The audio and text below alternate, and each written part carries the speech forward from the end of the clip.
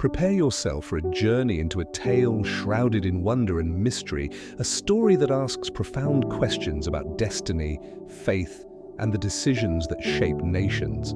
Take a moment now to like and subscribe to Bible Stories and comment 777 if you've ever pondered the secrets of heaven, the struggle between spiritual realms, or what truly happened before humanity's first breath.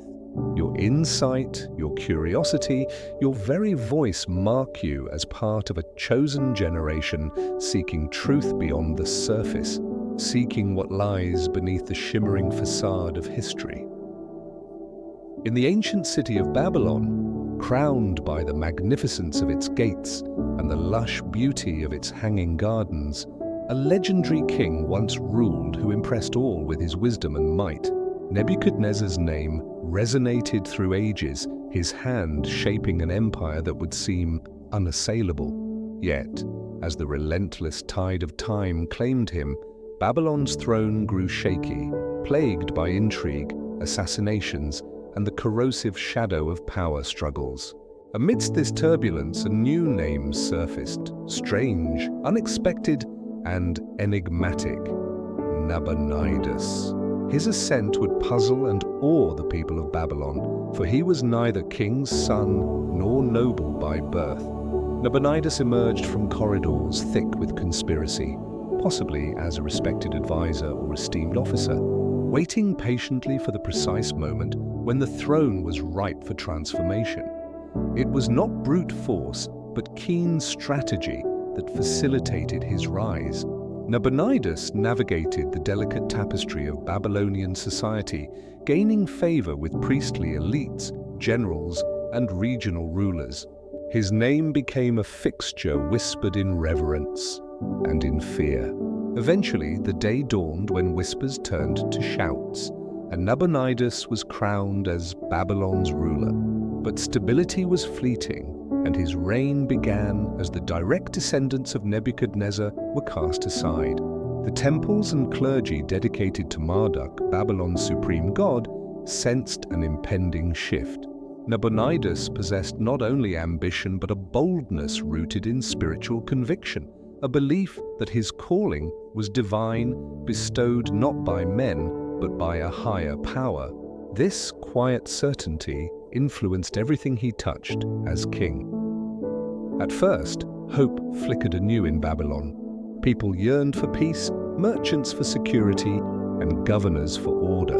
Nabonidus, with calm authority, seemed to promise all this. Yet the seeds of discord had already been sown. He chose not to follow the expected path, the devotion to Marduk that had cemented Babylon's identity for centuries. Instead, Nabonidus directed his heart and faith to another, the moon god Sin. This move was more than unconventional, it was audacious and provocative, challenging traditions and power structures. The powerful priests who governed the Temple of Marduk found themselves marginalized, their influence waning as Nabonidus promoted religious reforms, elevating Sin and diminishing Marduk's ceremonies. The king's actions divided his court and his people. Some saw his devotion as authentic pursuit of enlightenment. Others worried he was dismantling pillars that had sustained the empire. Nabonidus ordered the restoration of temples honoring Sin in distant cities, instituted new rituals, and built monuments praising the moon god. Where Marduk's ancient festivals once glowed with energy and reverence, a more somber atmosphere now prevailed, and trust began to erode among elders who recalled Nebuchadnezzar's reign with nostalgia. Yet Nabonidus remained steadfast, claiming to receive revelations through dreams and visions. In his solitude, he believed himself a shepherd, leading Babylon toward true spiritual light, even if it meant breaking from what was once considered sacred. Underneath the surface, tensions simmered. The king's break from tradition was bound to unleash consequences neither he nor his followers could foresee. Rather than fortifying alliances or consolidating political strength, Nabonidus took a shocking step.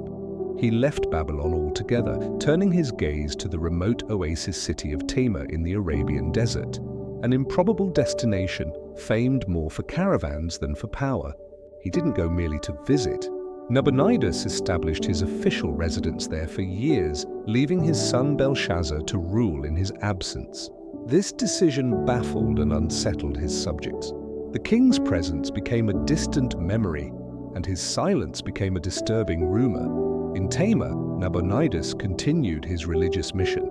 He built grand temples to Sin, orchestrated elaborate rituals, and sought communion with his chosen deity, believing the desert's isolation provided undisturbed spiritual clarity. Back in Babylon, meanwhile, uncertainty and fear lingered. The clergy of Marduk began to regroup, perceiving Nabonidus's absence as a precious opening to reclaim spiritual leadership. The king's disengagement triggered a slow unraveling of unity, a sort of existential drift that infected the city's identity. Year after year, Nabonidus remained far from the throne, his soul tethered more to the desert stars than the familiar walls of Babylon. The empire's pulse grew weaker. Belshazzar's attempts to maintain stability reflected only the shallow shadow of authority, never the profound legitimacy required by ancient custom.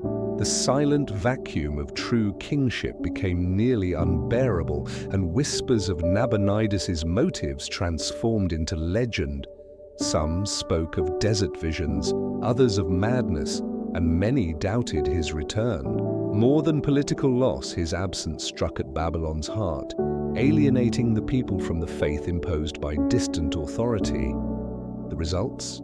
Babylon began to fracture from within. Marduk's cult re-emerged quietly, priests regained influence, and hope for ancient spiritual restoration flickered in secret gatherings. At the borders, neighbors noticed Babylon's vulnerability, while regional governors adopted ever more autonomy. Nabonidus's obsession with spiritual revelation had led him to sacrifice political and cultural unity for the elusive whispers of the moon god.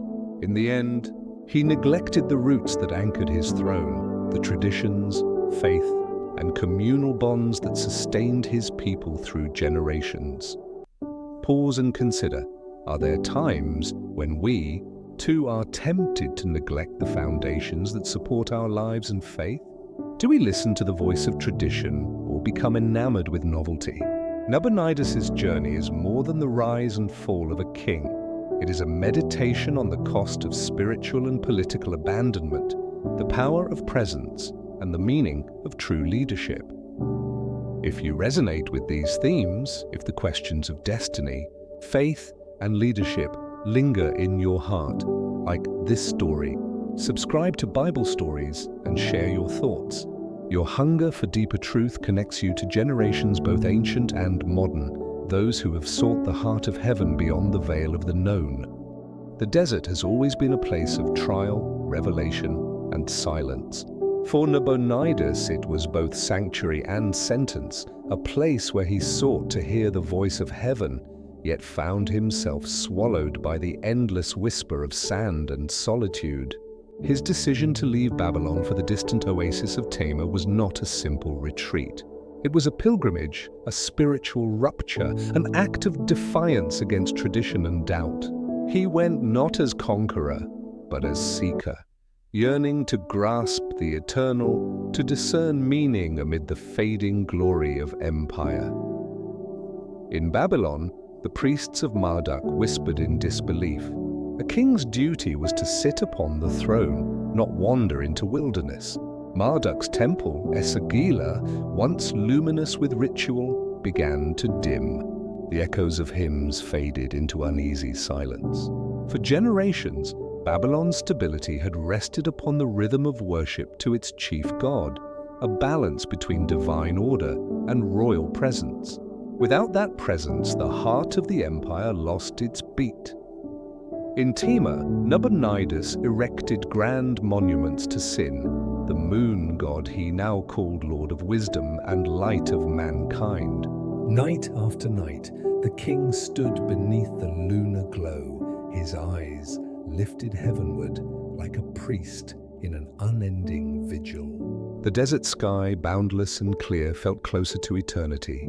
Here, he believed, he could finally hear what the city's noise had drowned, the faint echo of divine instruction. But guidance came not through thunder or dream, only through silence. The more Nabonidus built, the more he felt the weight of stillness pressing upon his soul. Still he persisted. Shrines to Sin rose where temples of other gods crumbled. Inscriptions from this era reveal his reverence for the moon deity, titles once reserved for Marduk now ascribed to Sin, exalted Lord, light of mankind, Father and Creator of gods. Babylonian orthodoxy trembled under these words, for to elevate Sin was to diminish centuries of tradition guarded by priests and scribes. Yet Nabonidus believed he had glimpsed a purer faith, one free of political adornment, one that pierced through formality and ritual toward intimate communion. But communion without discernment breeds dissonance. The priests of Marduk began to see the king's absence not as holiness but as betrayal. Temples in Babylon weakened as state support dried. Offerings dwindled, festivals lost their splendor, and murmurs of divine displeasure stirred. Were the failing crops and uneasy dreams not signs that Marduk's wrath was upon them? When heaven seems silent, people always search for cause, and often they turn on the one who changed the ancient ways. While Nabonidus meditated beneath moonlight, plotting what he thought was heaven's will, Babylon gazed toward him as one lost between worlds. His son Belshazzar, young and ambitious, governed in his father's name, but without the legitimacy of sacred favor. The priests tolerated Belshazzar, but reverence cannot be inherited when its source is absent. Nobles fretted, merchants whispered, and commoners began to pray in secret to Marduk again. The city's identity, woven through its faith, had begun to fray. In the quiet dunes of Tema, Nabonidus recorded his dreams, interpreting them as divine command. He believed himself guided, chosen. Yet the desert also tests prophets. It strips away illusions and amplifies inner voices until a man hears only himself. In the longing vastness between heaven and earth, even devotion can become delusion if detached from truth. Psalm 81:11 resounds here. But my people would not heed my voice, and Israel would have none of me. In his zeal, Nabonidus mistook isolation for enlightenment, trading community for solitude, faith for certainty. Years passed. Babylon continued without him, like a body moving without its spirit. Belshazzar's rule lacked gravity, and factions grew bolder. The Marduk clergy, no longer fearing royal reprisal, resumed secret processions through the city's streets, bearing icons of the god once revered. Each hymn sung in the dark was a quiet act of rebellion, a prayer for restoration. Those who remembered Nebuchadnezzar's time spoke of signs, omens, and dreams interpreted rightly. Now the king who dreamed had gone too far. His visions favored the moon, not the maker of heaven and earth. And yet, to dismiss Nabonidus merely as heretic would be too simple. His motivations were complex, even tragic. Born in Haran, where Sin's temple gleamed silver beneath the night sky, he had been nurtured by a mother devoted to that deity. Faith ran deep in his blood. He sought to honor the divine as he understood it, rebuilding ancient sanctuaries, reviving forgotten priesthoods. It was not rebellion he sought, but renewal. Still, in elevating one god, he demeaned another, and in pursuing personal revelation, he fractured collective belief. It is a timeless warning. Zeal without discernment can wound what it wishes to heal. In Babylon's palaces, elders debated how a man so intelligent could err so profoundly. Theologians cited the danger when rulers blur the lines between faith and power. Proverbs 14:12 whispers its caution through time. There is a way that seems right to a man, but its end is the way of death. Nabonidus, in chasing heavenly approval, lost the grounding that keeps faith alive, the communion of believers, the rhythm of shared worship. Even kings need fellowship. Even prophets need correction. As seasons folded into years, Nabonidus' absence became more than political. It turned metaphorical. People felt abandoned by both king and God. The priests of Marduk spun this narrative skillfully. They proclaimed that Babylon's troubles were the direct punishment of divine neglect. And perhaps, in a way, they were right. Faith, cut off from its roots, withers like a tree in drought. Eventually, Nabonidus began to sense the desert silence as judgment. The stars that once guided him now seemed distant, indifferent. He offered sacrifice after sacrifice, built altar after altar, but still the heavens remained mute. Like Saul before Samuel, he longed for revelation yet found none. And in that deafening quiet, one question haunted him. What if he had misunderstood the call?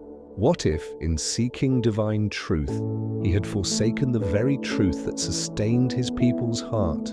At last, word reached him. The empire trembled. Babylon called him home. Whether from longing or guilt, he heeded that call, returning as an aged man, weary but still proud. Yet the Babylon he came back to was not the one he had left. The people no longer sang his praises. The priests, once cautious, now stood emboldened. The temple of Marduk whispered with renewed life, and his son's rule was shadowed by resentment. The city's pulse beat to a rhythm no longer his. In this second act of the tale, Nabonidus embodies a universal theme: the danger of distance, the peril of hearing only one's own voice in the silence of God. When faith becomes isolation, wisdom turns to blindness. The desert may offer revelation, but it also mirrors our souls, amplifying both light and shadow until a man must face the truth within. If this reflection stirs something within you, if you, too, have felt silence where you once expected an answer, remember what the story of Nabonidus teaches. Absence is not purity. Seeking is holy only when it is humble. Like, share, and continue this journey on Bible stories, where ancient words breathe life into modern heart. For sometimes the greatest path of return is not to a city, but to the presence of the true God who never ceases to speak, even through silence. When Nabonidus returned to Babylon, the city greeted him not with triumph, but with the cautious silence of one who meets a forgotten friend. The people gathered, unsure whether they looked upon a king or a memory. Dust lay thick upon the stones of the temple of Marduk, yet beneath that silence, another force had begun to stir. The old priests, stripped of favor years before, now walked with renewed dignity. Their eyes carried both resentment and anticipation. To them, Nabonidus' return was not restoration, but reckoning. The paths that once glowed with torchlight in celebration of the king's victories were dim. Babylon itself had changed, as if it had aged alongside the absent ruler. The merchants whispered, the nobles murmured, and commoners wondered if the gods had turned their backs. For almost a decade, their king had chased dreams in the desert while they endured confusion and spiritual drought. The gulf between monarch and people could no longer be bridged by decree or temple proclamation. Time had carved its distance deeper than the Euphrates could flow. Nabonidus walked through his capital with the melancholy grace of a man who senses history slipping through his fingers. He tried to speak again of sin, of visions that had guided his heart, but the words no longer found soil to grow in. To the weary Babylonians, they were wind-chasing echoes. The temple of Marduk, once the radiant symbol of divine favor, stood neglected, a ghost of ritual and grandeur. The annual procession that had once bound heaven and earth was no longer performed, and with it, the very soul of the empire had faded. The priests met in secret chambers, torn between caution and defiance. Should they confront the king? Should they call the people back to the God who had built their greatness? Slowly, their unease gave birth to rebellion, not with swords, but with prayers. Behind closed doors, incense burned once more to Marduk. The hymns, long silenced, returned in hushed tones, kindling a faith defiant in its patience. The voices were quiet, but persistence has a way of shaping destiny.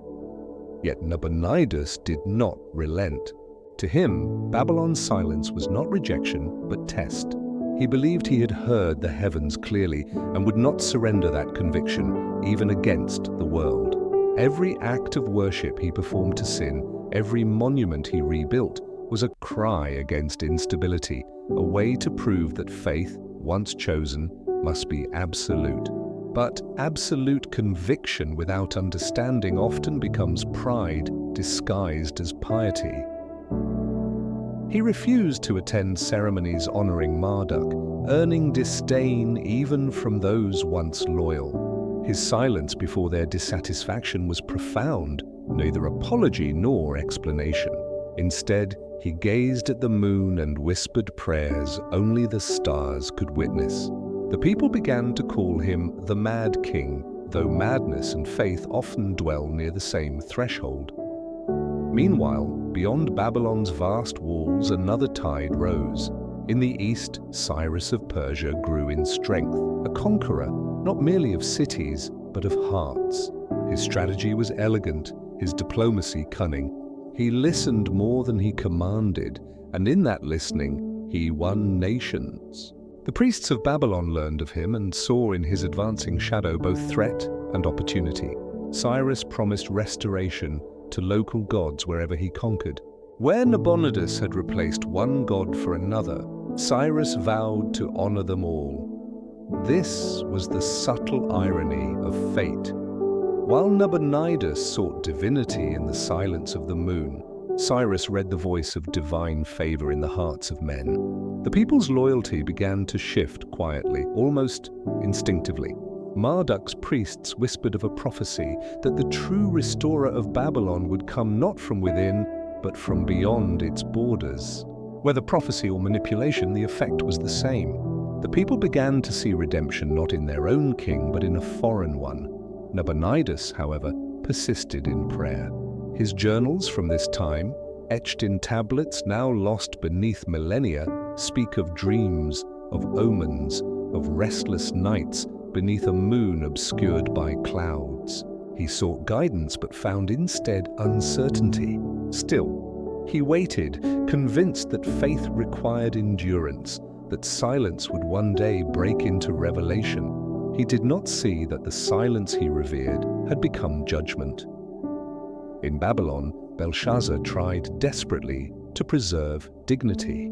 The wine continued to pour in his palace, the musicians continued to play, and the city tried to persuade itself that its future remained unshaken. But beneath spectacle and song there grew a shadow, one none could dispel. Proverbs 29:1 echoes this moment. He who is often reproved yet stiffens his neck will suddenly be broken beyond healing. Babylon's fracture had already begun, long before Persian blades gleamed on the horizon. In the stillness of one evening, Nabonidus ascended the palace terrace and looked across his city. The moonlight reflected faintly on the Euphrates. He thought of the desert, of Tamar's silence, of the sky that once felt like an open scroll upon which heaven itself would write. Now that same sky loomed empty, impenetrable. His priests spoke less with him each passing day. Even his son, though respectful, recoiled from the strange unease that clung to his father's presence. And yet, within the tragedy of Nabonidus, there lay something achingly human. He was not a villain, not even a fool, but a man searching for meaning beyond convention. He sought God where he thought God was most pure, unmediated, vast as the sky itself. But in doing so, he forgot the truth. Psalms remind us, God inhabits the praises of his people. Faith detached from community is like a flame lost from the hearth. It may burn briefly, but soon it flickers and fades. So Babylon trembled quietly.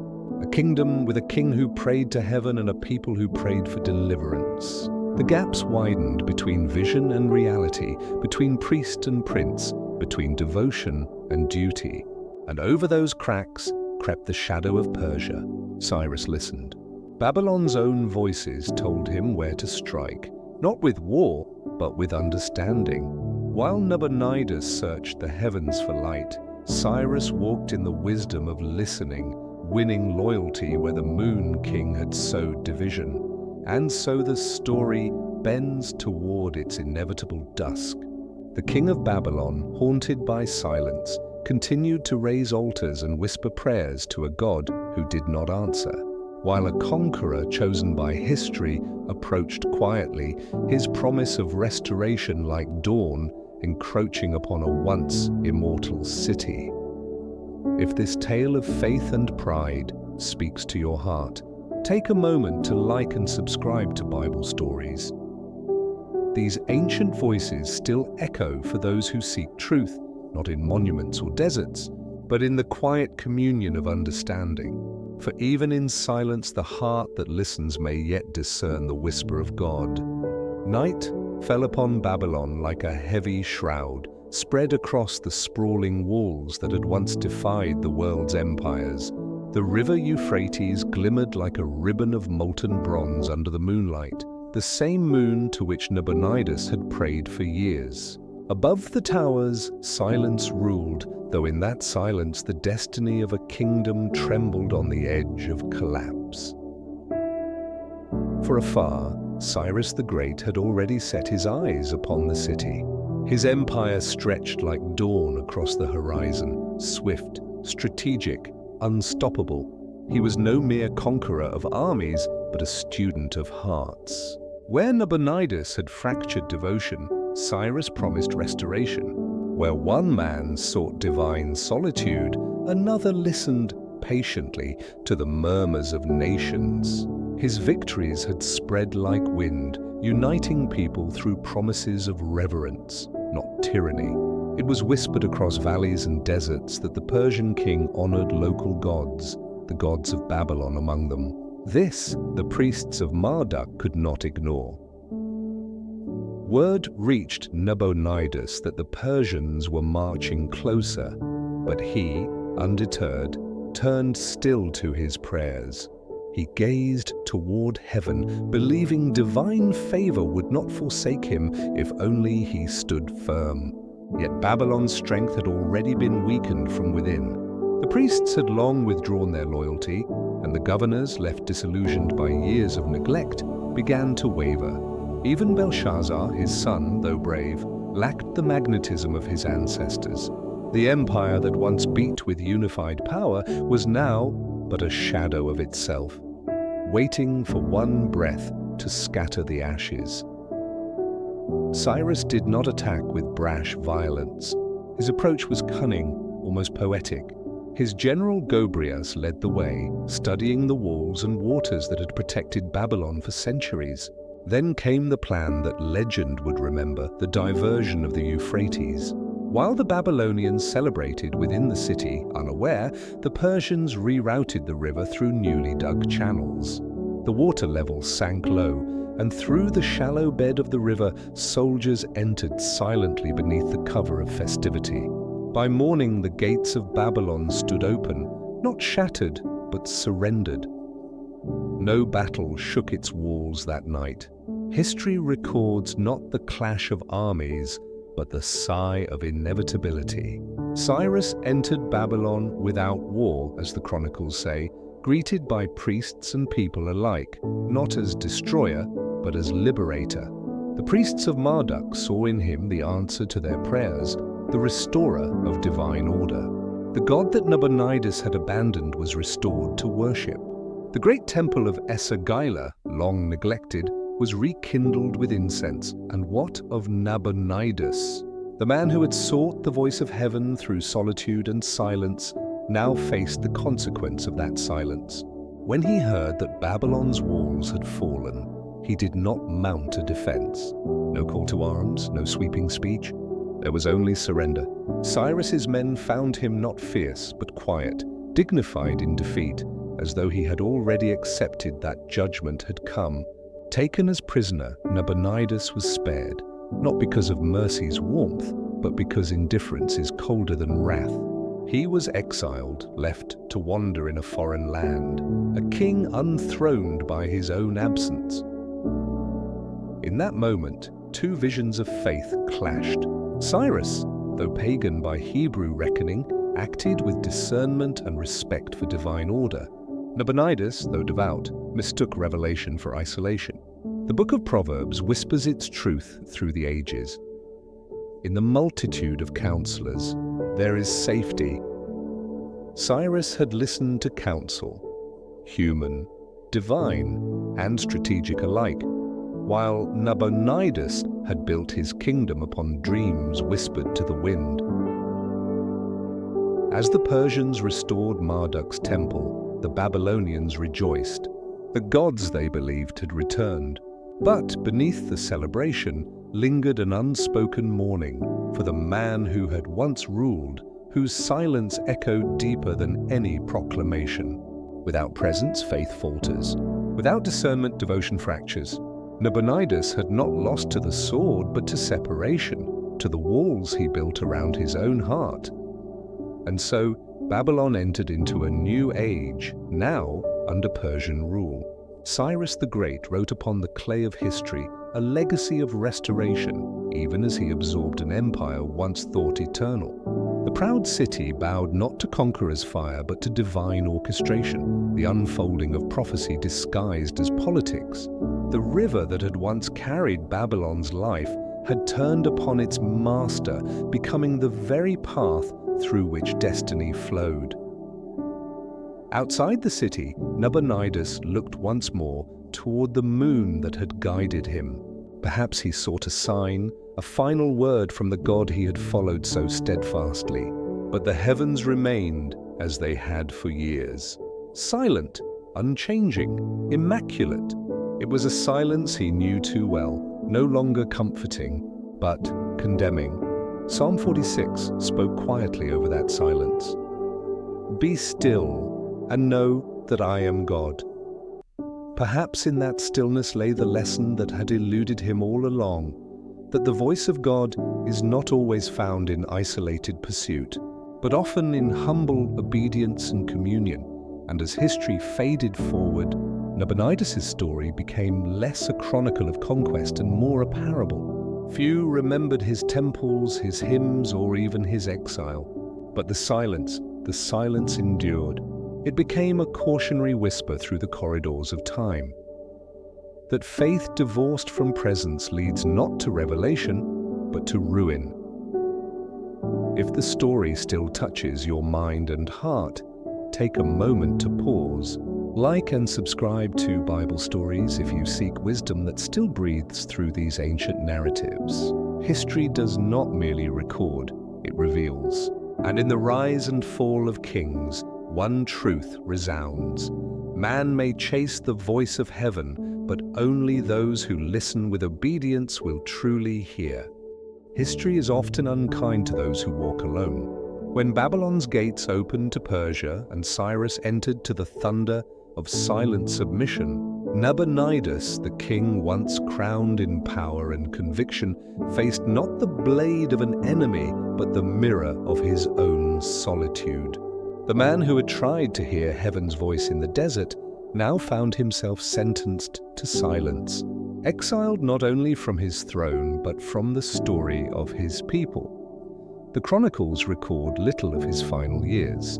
His son Belshazzar perished on that fateful night of Babylon's fall, his life extinguished by the very judgment his father's absence had invoked. Nabonidus was spared. Some said Cyrus, ever pragmatic, saw no reason to kill an old man broken by his choices. Others claimed divine mercy allowed him to live, so exile might be his final penance. Stripped of his title, his temples abandoned, he was carried away to distant Carmania in Persia. There, amidst barren hills and red dust, the last king of Babylon vanished into history. There are no hymns written for Nabonidus, no psalms of comfort sung in his name. For the priests of Marduk, he was heretic and betrayer. For the Persians, an echo of an age they had replaced. Forgotten by his people, he wandered the years that remained to him in contemplation. Each dusk that bled across the horizon, each moon that hung in silence above the ruins of his faith, seemed to whisper the same truth. The greatest distance is not between man and God, but between pride and repentance. Imagine the weight of that solitude. A man who once commanded the hearts of thousands now stood alone beneath an unfamiliar sky, a foreign wind against his face. Did he remember the temples he built in the desert, where prayers rose like smoke and vanished into silence?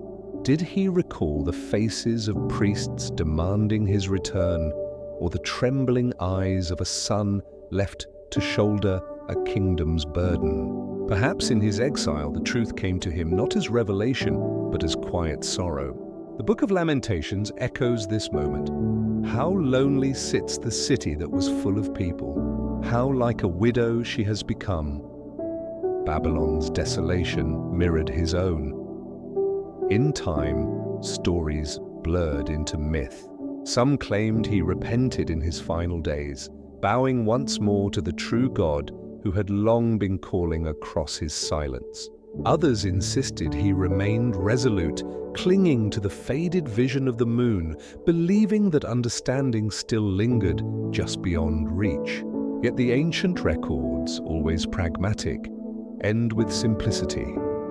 He died a stranger, the last native king of Mesopotamia, remembered by none, mourned by few. The empire he had ruled for 17 years dissolved like the desert sands he once tread. But beneath this silence lies a lesson deeper than condemnation. Nabonidus' story is not simply one of failure, but of human searching. He was not evil, he was wrong. He did not defy out of malice, but out of desire to find purity in faith, unmediated by politics and ritual. His tragedy was that he confused isolation with holiness, conviction with truth. How often do men across history make the same exchange? How many build altars to their own understanding and call it revelation? From the ruins of Babylon's walls to the hearts of all who come after, his life remains a warning written in the dust. Devotion without discernment becomes destruction. Proverbs 16:18 breathes its eternal caution. Pride goes before destruction, a haughty spirit before a fall.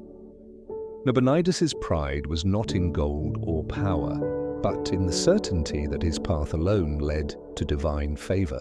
Yet faith, distant from humility, becomes its own idol. In exile, perhaps there was no priest to absolve him, no temple left to restore, only raw communion between a broken man and the sky.